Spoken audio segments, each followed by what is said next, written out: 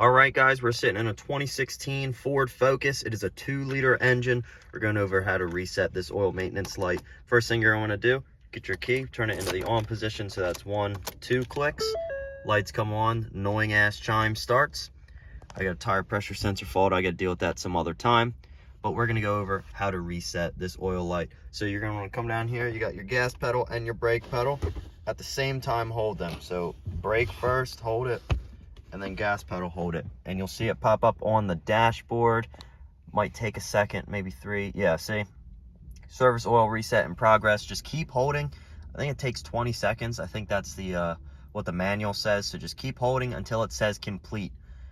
And while we're waiting for that, it's a good time to let you guys know if you have any other vehicles, maybe if you're a lube tech and you're doing a lot of these oil changes, I have a whole playlist for you on how to go about doing this for different makes and models. As you can see, oil reset complete. You can let off and the message will go away.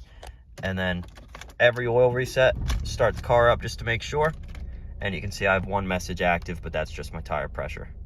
See? All right, that's how you go ahead and do it on a 2016 or 17 Ford Focus 2.0 liter. Hope you guys enjoyed. Hopefully this helped out. Have a good one.